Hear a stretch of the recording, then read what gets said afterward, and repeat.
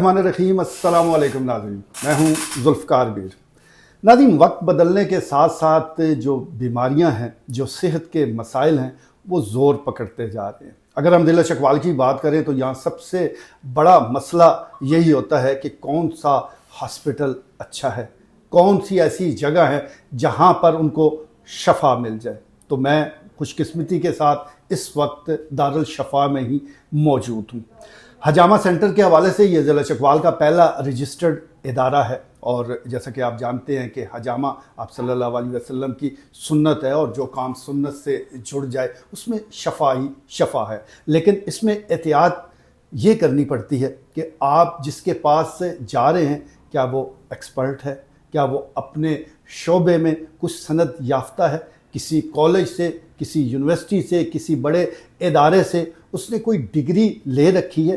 یہ تسلی کرنا آپ کی ذمہ داری ہے۔ میں آج جس طرح میں نے گزارش کی ہے کہ ایک ایسے ادارے میں موجود ہوں، اور میرے سامنے حکیم عبد المنان صاحب بیٹھے ہوئے ہیں، اور یہ ان سے ہم حجامہ کے حوالے سے بھی اور دیگر جو بیماریاں اس سلسلے میں گفتگو کرتے ہیں۔ السلام علیکم جی، وعلیکم السلام۔ کیسے ہیں جناب آپ؟ الحمدللہ جی، میں بالکل ٹھیک ہوں۔ اچھا، حجامہ کے حوالے سے تو میں نے بھی بہت کچھ سن رکھا ہے۔ میں ناظرین کے انفارمیشن کے لیے جاننا چاہوں گا کہ اگر کوئی بندہ حجامہ کروانا چاہتا ہے تو سب سے پہلا جو سٹیپ ہے وہ کیا ہونا چاہیے؟ کس طرح وہ معلومات لے کہ وہ جس کے پاس جا رہا ہے وہ ایکسپرٹ بھی ہے یا نہیں؟ جی میر صاحب، حجامہ لگوانے سے پہلے سب سے پہلی جو بات ہے، بنیادی بات یہ پتہ ہونا چاہیے کہ آپ حجامہ لگوانے جا رہے ہیں یا ہیلتھ سے ریلیٹڈ حکیم کے پاس جا رہے ہیں، ہومیوپیتھ کے پاس جا رہے ہیں، کہیں بھی جا رہے ہیں، سب سے پہلی بات یہ پتہ ہونی چاہیے کہ PHC ایک ادارہ ہے پنجاب کے اندر، پنجاب ہیلتھ کیئر کمیشن، اس کے پاس رجسٹر ہونا ضروری ہے۔ اگر وہ شخص اس کے پاس رجسٹر نہیں ہے، چاہے وہ کہہ رہا ہے کہ میرا ایکسپیرینس 50 سال کا بھی ہے، 100 سال کا بھی ہے، تو وہ میٹر نہیں کرتا۔ مین چیز یہ کہ وہ گورنمنٹ کے پاس رجسٹر ہے یا نہیں، یہ سب سے پہلی بات ہے کہ ہمیں یہ دیکھنا چاہیے کہ گورنمنٹ کے پاس رجسٹر ہے کہ نہیں۔ بیٹا ٹھیک ہے جی، یہ سب سے اہم بات ہے اور اس طرف ضرور توجہ دینی چاہیے۔ اچھا حکیم صاحب، ابھی آپ یہاں بیٹھے ہیں، آپ کے پاس مختلف مریض آ رہے ہیں، تو یہاں جوڑوں کا درد بھی بہت زیادہ ہے، اس میں بھی آپ کچھ کام کر رہے ہیں، اور ساتھ میں یہ بھی جاننا چاہوں گا کہ اگر ایک شخص نے حجامہ کروایا ہے کیا فوائد حاصل ہوتے ہیں اسے؟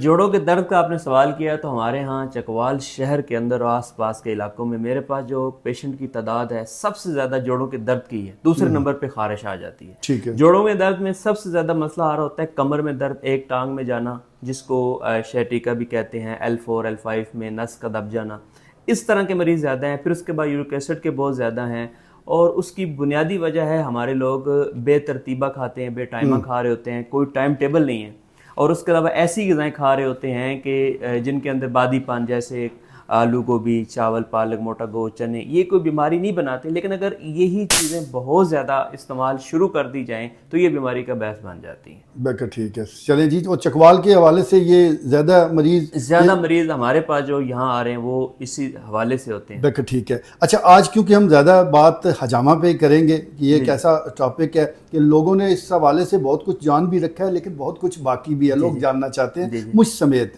میں نے سنا ہے، سنی سنائی بات ہے کہ جو چیزیں اس میں استعمال ہوتی ہیں بعض اوقات اس کو بار بار استعمال کیا جاتا ہے، جو مریض کے لیے بجائے فائدہ دینے کے نقصان دیتا ہے۔ اس پہ ذرا روشنی ڈالیے۔ حجامہ لگانے سے پہلے یہ چیز جاننا بہت ضروری ہے کہ جو سامان استعمال ہو رہا ہے کہ اس کے اندر کپ استعمال ہوتے ہیں، گلوز، اور سب سے اہم چیز بلیڈ استعمال ہوتا ہے۔ اگر یہ دوبارہ استعمال کیا جائے تو بجائے فائدے کے اس کے بہت زیادہ نقصانات ہیں۔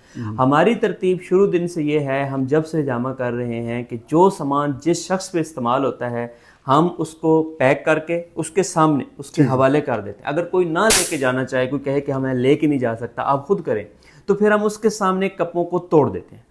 سارے کپ توڑنے کے بعد جب وہ تسلی کر لیتا ہے پھر ہم اسے کہتے ہیں کہ جی ٹھیک ہے، اب آپ جا سکتے ہیں۔ یہ ہماری شروع دن سے ترتیب ہے، کیونکہ حجامہ کے جہاں فوائد ہیں وہاں سب سے بڑا نقصان یہ ہے کہ ہو سکتا ہے کہ کسی کو ایسی بیماری ہو کہ اس کا استعمال شدہ کپ اگر دوسرے پہ لگایا جائے تو وہ بیماری آگے ٹرانسفر ہو سکتی ہے، اور پھر ساری زندگی وہ کسی بڑی بیماری میں مبتلا ہو سکتا ہے۔ یہ بہت اہم مسئلہ ہے جس پہ ہمارے لوگوں کی اتنی توجہ نہیں ہے۔ ٹھیک ہو گیا۔ اچھا، ایک چیز اور بتائیے گا، مریض تو آپ کے پاس علاج کے لیے آتے ہیں، ایک صحت مند آدمی کی بھی ضرورت ہے کہ وہ حجامہ کروائے؟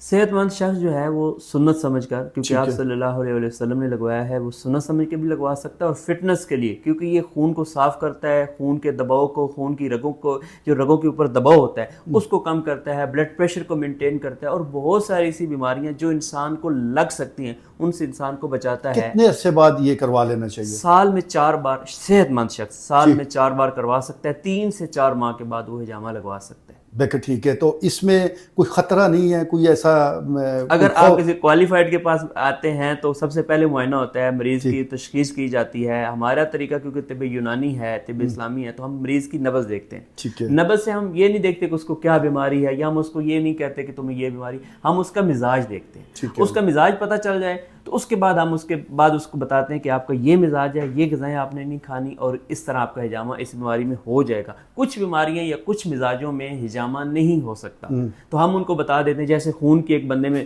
دن بدن کمی ہو رہی ہے، انیمیا کا مریض ہے، تو اس کا حجامہ نہیں ہوتا۔ اگر ہم اس کا معائنہ نہیں کریں، چیک نہیں کریں، اور آئیں بھی سنت سمجھ کے لگا دیتے ہیں، تو وہ تو فائدے کی بجائے اسے نقصان ہو جائے گا۔ یعنی علاج بالغذا بھی آپ علاج بالغذا، سب سے پہلے ہمارے پاس جو مریض آتے ہیں، پیشنٹ آتے ہیں، میں انہیں یہ چارٹ بنایا ہوا ہے، انہیں یہ بتاتا ہوں کہ 50% جو شفا ملتی ہے وہ غذا میں ہے۔ دوا میں نہیں دیتا پہلے، ایک ہفتہ میری اکثر کوشش ہوتی ہے، پیشنٹ کہتے رہتے ہیں کہ دوا دے دو، تو میں انہیں کہتا ہوں کہ نہیں، پہلے آپ ہماری بتائی ہوئی غذا پہ چلیں، اور ساتھ اسے یہ بھی بتا دیتا ہوں کہ صرف حجامہ سے آپ یہ امید نہ لگانا کہ آپ کی بیماری ختم ہو جائے گی۔ غذا پراپر ہم اس کو بتاتے ہیں کہ یہ کھانا ہے، یہ نہیں کھانا، مطلب کوئی ایسا نہیں کہ ہم نے بس چیزیں منع کرنی۔ اب مثال میں آپ کو دے دیتا ہوں، ایک بندہ آ کے مجھے کہتا ہے مجھے یورک ایسڈ کا پرابلم ہے، مجھے کمر میں درد ہوتی ہے، مثال دے رہا ہوں، یا مجھے گھٹنوں میں درد ہے، میری یہ ان ایڑیوں میں یا اس جگہ یہ ہاتھ میں درد جا رہی ہے، پورے جوڑوں میں درد ہے۔